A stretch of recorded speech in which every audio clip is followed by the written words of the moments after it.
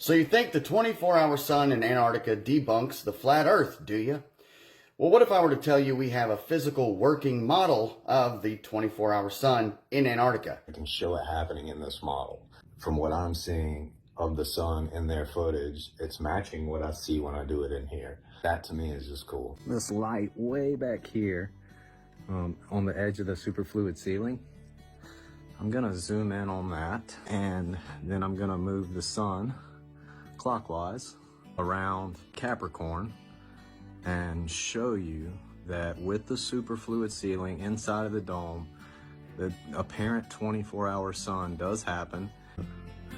So now I'm zoomed all the way in, you see the light moving, and when I move around Capricorn, see, you get that apparent counterclockwise motion.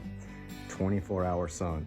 I want you to notice that in both real life and in the model, the sun will squash as it comes down toward the horizon.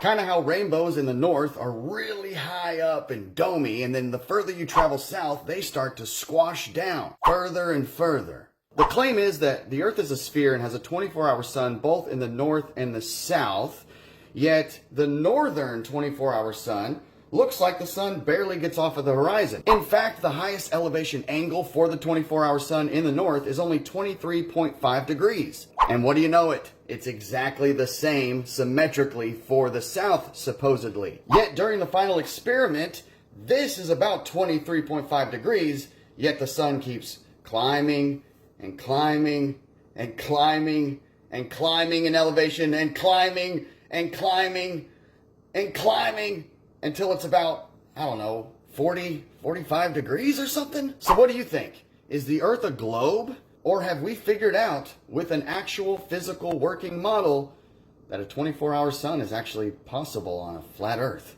I'll let you decide.